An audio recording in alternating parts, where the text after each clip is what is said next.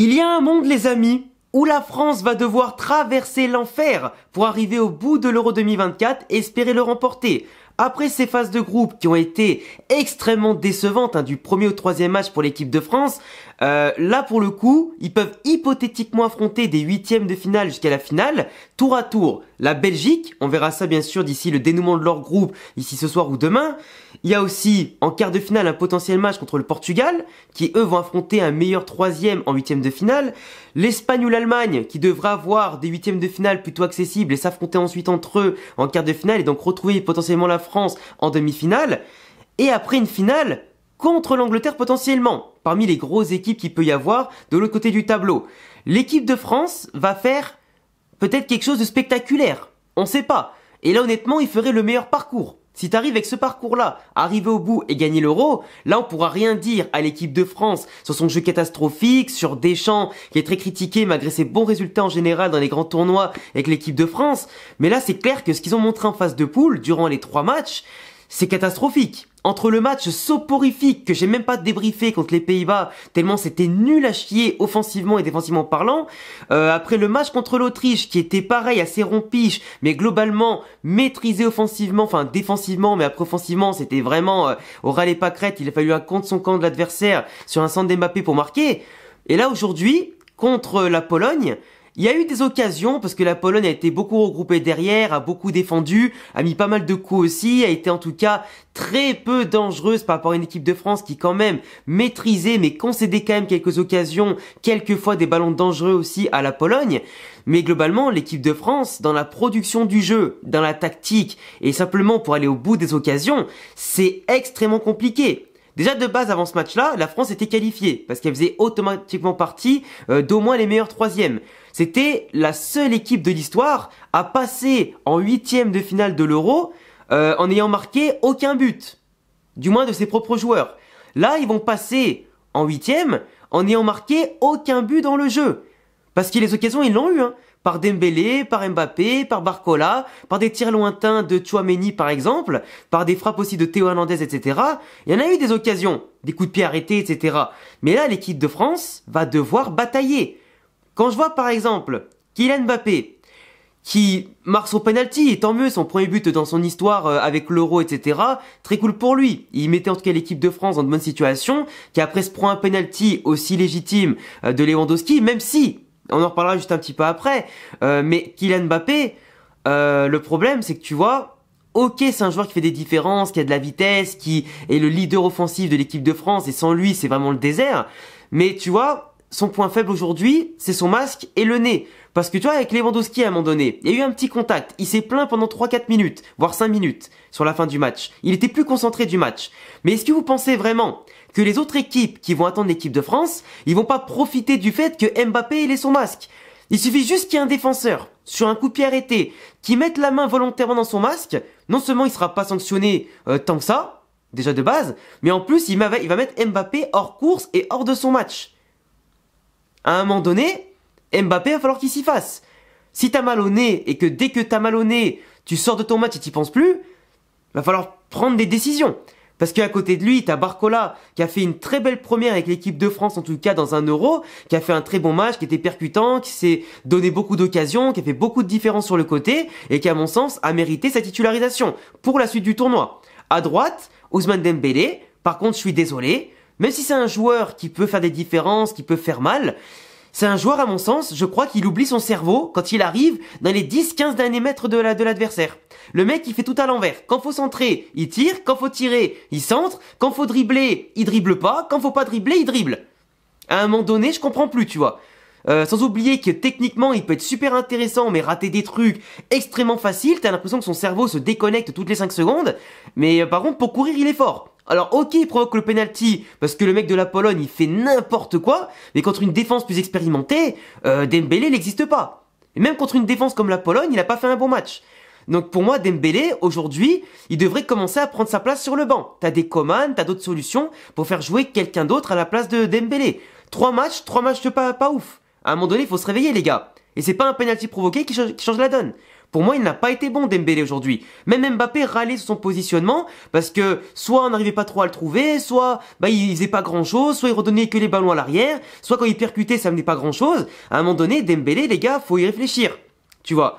Mais tu vois là, je reparlais vite fait du penalty par rapport à Mbappé, le penalty de Lewandowski qui déjà de base a été retiré parce que Maignan n'a pas les pieds sur la ligne, donc ça c'est normal. Mais par contre, Lewandowski qui fait 2 arrêts dans sa course entre le début et à la fin dans le penalty, c'est pas normal. Ça devrait être retiré une 3e fois normalement. Et c'est pas normal que l'arbitre n'applique les règles que pour le gardien. Par contre, pour les attaquants, ça on oublie, tu vois. Donc je comprends pas trop, tu vois, c'est un petit peu dans un sens et pas dans l'autre. Donc je comprends pas un petit peu leur délire à l'arbitre et à la VAR. Mais en tout cas, penalty de chaque côté qui de base était valable, hein, bien sûr. Mais du coup, ça montre aussi à quel point l'équipe de France est en galère. Parce que défensivement, ok, tu tiens le coup, mais il suffit d'une brèche pour que tout s'écroule. Et offensivement parlant, sans coup de pied arrêté, enfin du moins sans penalty et sans but contre son camp de l'adversaire, t'en as pas mis un. Tout à côté, tout au-dessus, tout sur le gardien. Dembélé qui à un moment donné, il a une action mais qui est incroyablement bien faite, décalée par Kanté. Il a le premier poteau ou entre les jambes du gardien qui est comme as. Il va la mettre une minace dans le torse du gardien. Faut réfléchir à un moment donné, faut la jouer subtil, faut pas que tirer en force, tu vois. Mais bon, c'est quand même problématique. L'équipe de France, quand tu regardes le fait que t'as Kanté, Rabiot, Tchouaméni au milieu de terrain, c'est quand même un milieu de terrain assez complet, assez intéressant. Ok, t'avais pas Griezmann aujourd'hui pour dicter un peu plus le jeu, apporter sa palette technique et tout, parce qu'il faut bien qu'il se repose un peu Griezmann, même s'il est rentré vers la fin. Mais ce que je veux dire, c'est que tu vois, Tchouaméni, aujourd'hui, un peu comme au Real, quand il est un peu plus avancé, il prend pas assez ses responsabilités. Et ça, c'est la même chose avec l'équipe de France. Et pour moi, avec Kanté, ils auraient dû échanger leur position. Tchouaméni plus reculé, Kanté plus avancé, et surtout rester un peu plus comme ça. Mais Tchouaméni, le problème, c'est que tu peux pas lui demander des choses quand à côté de lui, c'est le bordel. Tout comme à Kanté, tu peux pas lui demander de récupérer les ballons, de le porter, de casser des lignes, de distribuer le jeu et de faire des décalages. Parce que Kanté, il était partout.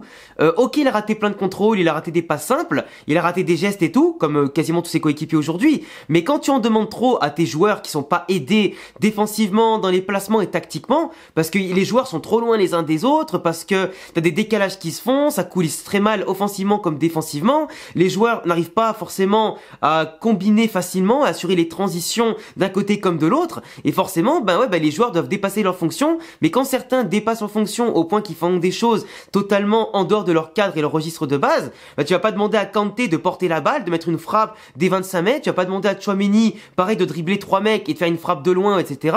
C'est pas possible. Rabiot, il était un peu en dessous par rapport à ses 2 premiers matchs, mais c'est pareil en fait, c'est la désorganisation totale de l'équipe qui amène à ce que chaque joueur individuellement parlant, plus la fatigue cumulée, perd un peu ses moyens et entraîne tout le monde avec un grain de sable dans la machine.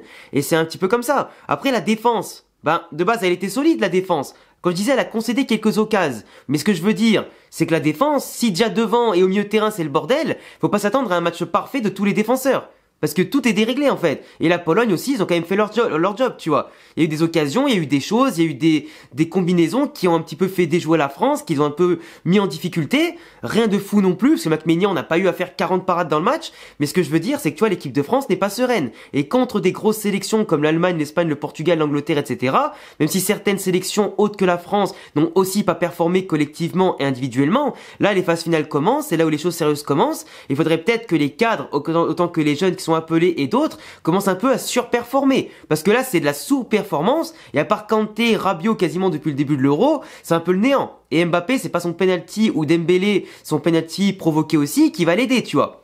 Enfin bref, en tout cas pour l'instant c'est très faible, et comme je disais, il faut attendre le résultat maintenant de la poule de la Belgique pour voir si la France va affronter la Belgique dès les 8e ou pas, ou un autre deuxième de leur groupe à la Belgique.